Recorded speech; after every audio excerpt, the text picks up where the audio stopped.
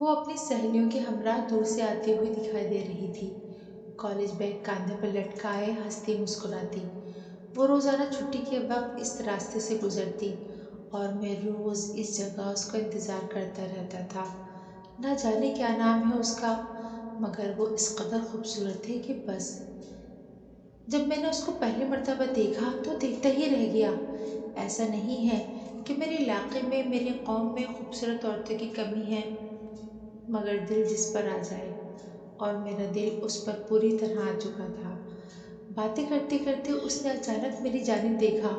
میں آڑ میں ہو گیا، حالانکہ میں جانتا تھا میں جہاں ہوں وہ مجھ کو نہیں دیکھ پائے گی، مگر میں ہرگز نہیں چاہتا تھا کہ ابھی وہ مجھے دیکھے، میرے بارے میں کچھ بھی جانے۔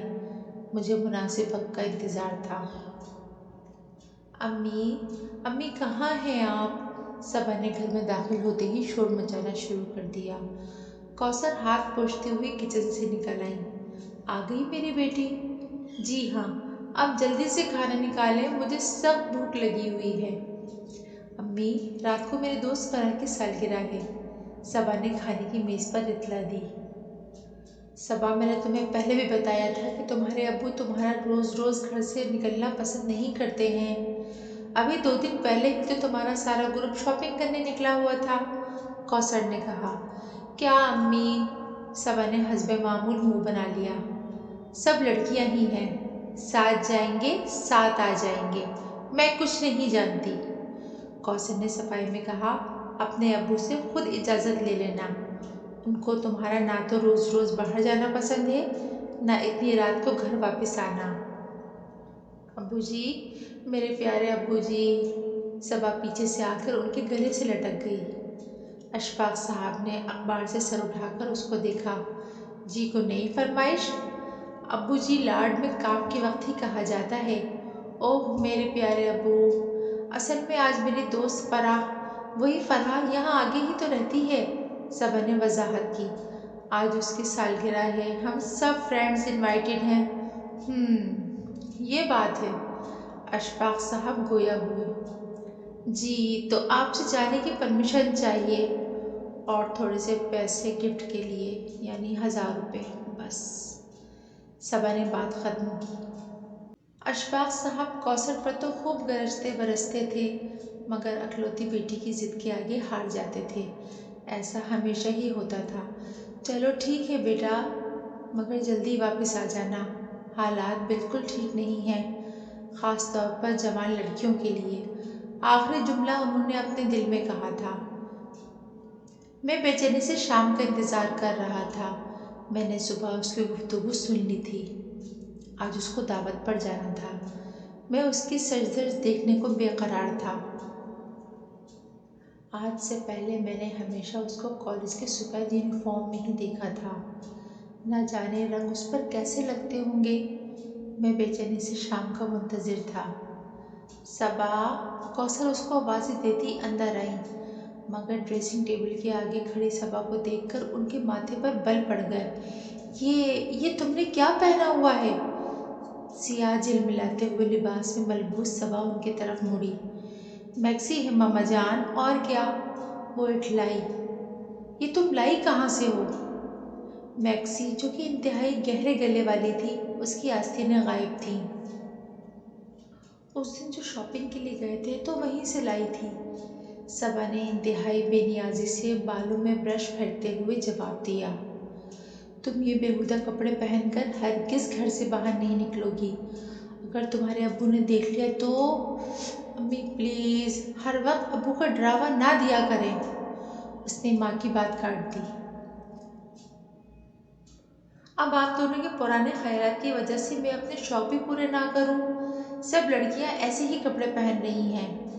صبا اپنے دوستوں کے ساتھ گھر سے نکل گئی، اور اس کی کسی دوست نے بھی اس طرح کے کپڑے نہیں پہنے تھے، سب عام شلوار قمیض میں ملبوس تھیں۔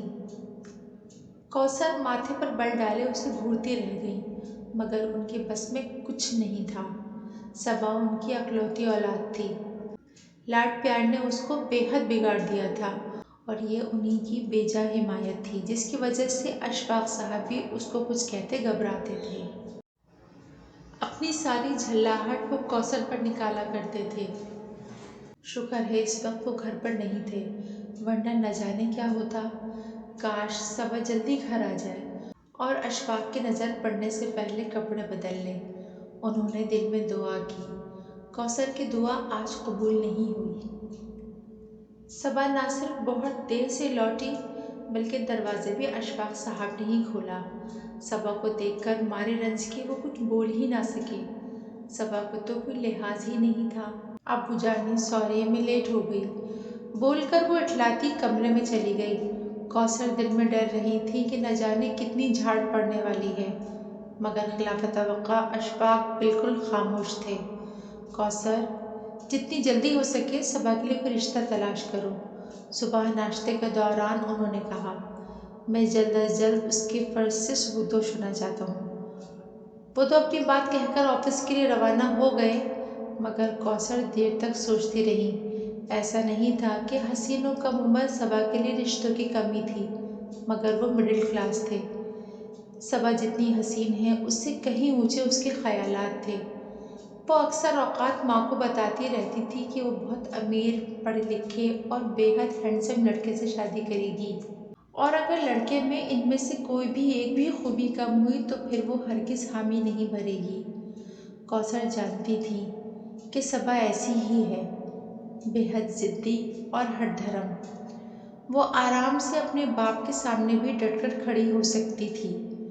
کیا ہوگا، کیسے ہوگا، کہاں سے آئے گا ایسا مکمل رشتہ، مختلف سوالوں نے اسے گھیر لیا۔ جب سے صبا کو اس دن تیار سیاہ لباس میں جھلملاتے دیکھا تھا، میرا دل قابو میں نہیں تھا۔ میں نے اپنے گھر والوں سے اس کے لیے بات کی۔ ہمارے ہاں باہر رشتے نہیں کیے جاتے تھے، مگر میری ضد، میری محبت کے آگے سب ہار گئے اور مجھے اجازت دے دی۔ اب میں شدت سے اس وقت کا انتظار کر رہا تھا جب میں اپنی محبت کو اصل میں پالوں، حاصل کر لوں۔ صبا، دروازے کو دھڑ سے کھول کر کوثر اندر داخل ہوئی۔ تم کو کوئی احساس ہے؟ اف، کیا ہے امی؟ کیا پرابلم ہو گئی اب؟ وہ بدتمیزی سے گویا ہوئی۔ پرابلم؟ تم کو نہیں پتا تمہارے ابو کی طبیعت کتنی خراب ہے، اور یہ دونوں وقت مل رہے ہیں۔ مغرب کی اذانیں ہو رہی ہیں، تم نے کتنے تیز گانے لگائے ہوئے ہیں۔ اف امی، ابو کو بخار ہی تو ہے، ٹھیک ہو جائے گا۔ اس نے بے نیازی دکھائی۔ اور یہ آج آپ کو ملانی بننے کا خیال کیوں آ گیا؟ صبا، کوثر کچھ بول ہی نہ سکی۔ تم کس قدر بدتمیز ہو گئی ہو؟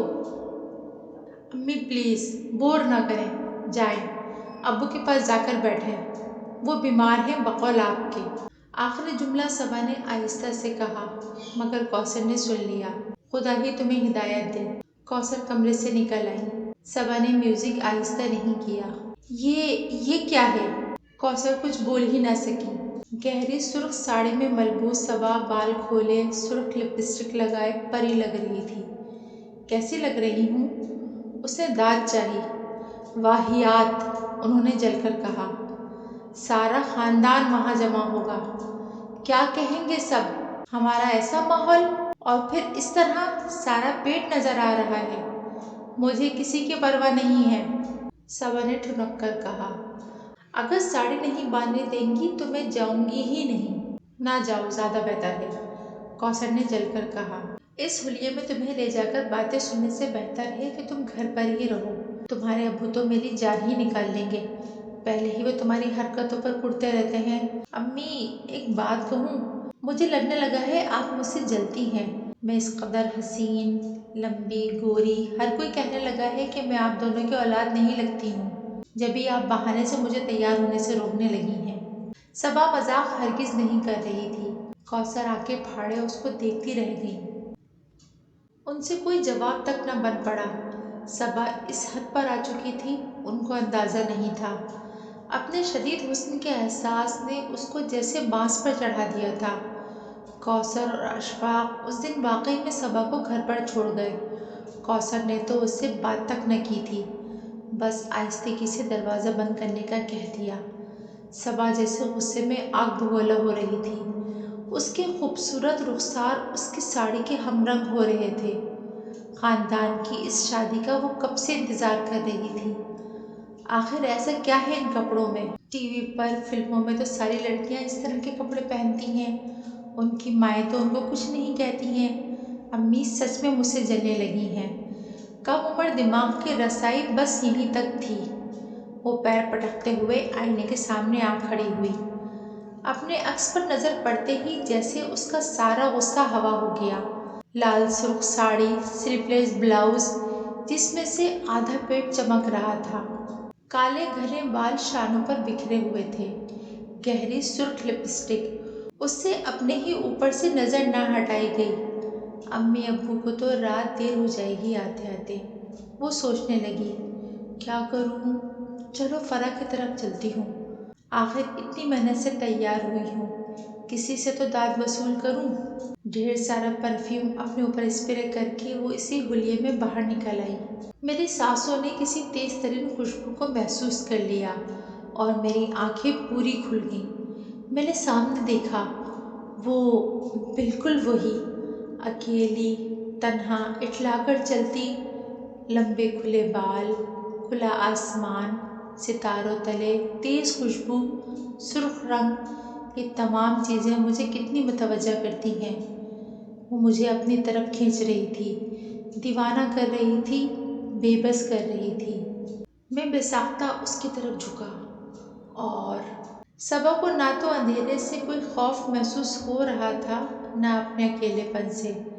جوانی ویسے ہی بہت بے خوف ہوتی ہے۔ چند گلیوں کے پار ہی تو ہے فرح کا گھر، اس نے سوچا۔ امی ابو کے آنے سے پہلے ہی لوٹ آؤں گی، اور اگر دیر ہو بھی گئی تو میری بلا سے، آخر کیوں چھوڑ کر گئے مجھے؟ بدتمیزی سے سوچتے ہوئے اچانک اس کی نظر راستے میں پڑتے پرانے برگد کے درخت پر پڑ گئی اور اس کے گلے سے بھیانک چیخ برآمد ہوئی۔ میں نے اس کو آرام سے چند لمحوں میں اوپر کھینچ لیا۔ اس کے ساتھ کوئی رکاوٹ، کوئی حصار تک نہ تھا جو مجھے روک سکتا۔ پراسرار میں اس کو اپنے ساتھ لے آیا، اس درخت پر، اس قدیم پراسرار برگد کے درخت پر جہاں میرا گھر ہے۔ اس کی ہر شاخ پر کوئی نہ کوئی آباد ہے، میرے خاندان کا، میری قوم کا۔ اب آپ سمجھے نا میں کون ہوں؟